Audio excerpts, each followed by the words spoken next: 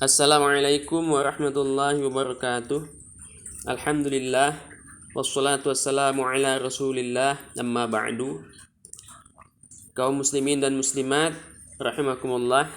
Tema pembahasan kita pada hari ini adalah tentang bolehkah mengambil upah atas mengajarkan Al-Qur'an. Kita mengambil penjelasan dari kitab Mabahits fi Ulumil Qur'an karangan Syekh Manna'ul Qattan pada halaman 194 sampai 195. Disebutkan di dalam kitab ini, wa qad ikhtalafa al-ulama'u fi jawazi akhlil ajri ala ta'limil Qur'an. Sungguh para ulama telah berbeda pendapat di dalam kebolehan mengambil upah atas mengajarkan Al-Qur'an.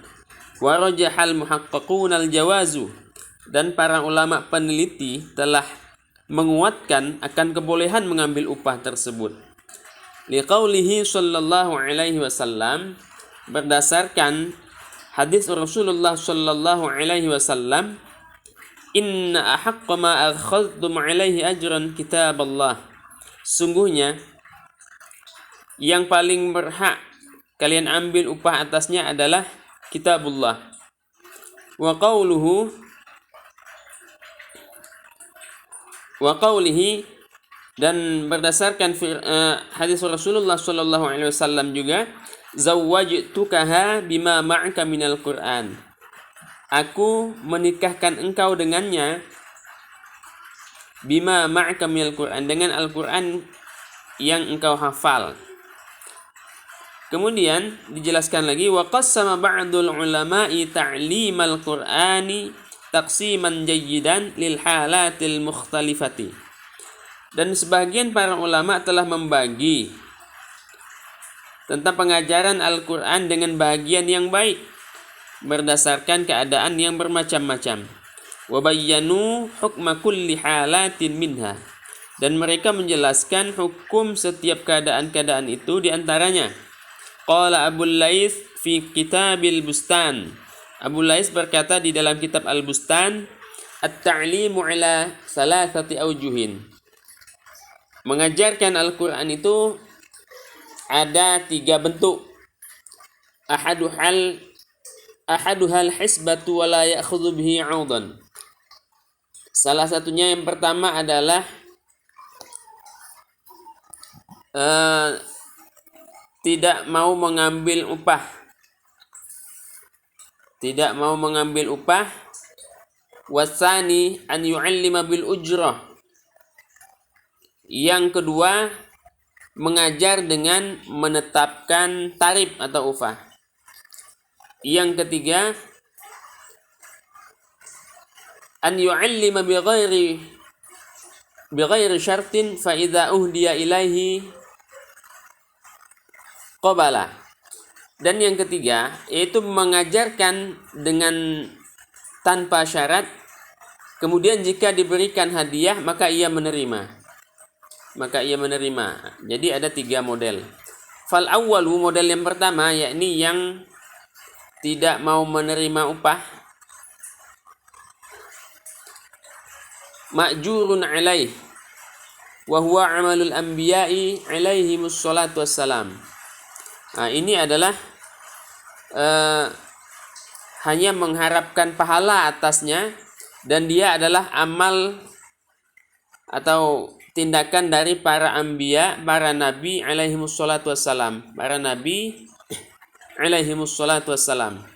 Kemudian yang kedua, yakni yang tadi mensyaratkan adanya tarif atau upah. Nah, bagi mereka yang mengajarkan Al-Qur'an, wasani, yang model kedua ini, mukhtalifun fihi, terjadi perselisihan atau perbedaan pendapat ulama padanya. Faqila la yajuz, maka ada yang mengatakan tidak boleh. Liqaulihi sallallahu alaihi wasallam, ballighu anni walau ayah. Sampaikanlah dariku walaupun 1 ayat. Wa qila yajuzun, dan pendapat yang kedua mengatakan boleh. Wal afdal lil muallimi an yusharital ujrata lil hifzi wa ta'limi wa ta'limil kitabati. Dan yang lebih utama bagi para pengajar Al-Qur'an tadi, yakni hanya mensyaratkan upah itu pada mengajar menghafal dan mengajar menulis Al-Qur'an saja. Fa in syaratu li ta'limil Qur'ani arju annahu la ba'sa bih. Maka jika pengajar itu mensyaratkan untuk mengajarkan Al-Qur'an itu mensyaratkan adanya upah tadi, maka aku berharap, kata pengarang ini, tidak apa-apa katanya. Li'annal muslimina qad tawarathu dzalika wahtaju lahu. Karena sesungguhnya orang-orang Islam sungguh dari dulu telah melakukan hal yang demikian itu dan mereka butuh kepadanya, yaitu pengajaran Al-Qur'an tadi.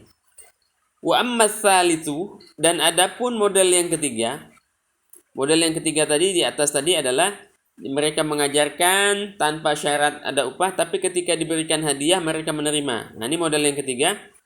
Fayajuzu fi qaulihim jami'an, maka para ulama sepakat akan kebolehannya. Li'anna an-nabiyya sallallahu alaihi wasallam kana mu'alliman lil khalqi. Karena sesungguhnya Nabi Muhammad sallallahu alaihi wasallam adalah seorang pengajar kepada makhluk. Maksudnya makhluk Allah Subhanahu wa taala, ya, manusia, ya, dan lain-lain. Wa kana yaqbalul hadiyata, dan ia menerima hadiah. Nah, jadi Nabi Muhammad sallallahu alaihi wasallam itu menerima hadiah. Maka inilah dasar dari pendapat yang ketiga yang mengatakan boleh untuk bila tidak disyaratkan dan bila diberikan hadiah maka boleh. Jadi inilah yang bisa disampaikan. Mudah-mudahan dapat menjadi pencerahan bagi kita bahwasanya kembali kepada ulama muhakkik di atas tadi akan kebolehannya untuk mengambil upah dari mengajarkan Al-Qur'an. Demikianlah, mudah-mudahan Allah Subhanahu wa taala memberikan kepada kita keberkahan dan ilmu yang bermanfaat yang dapat kita amalkan. Wallahul muwaffiq ila aqwamit thariq. Wassalamu alaikum warahmatullahi wabarakatuh.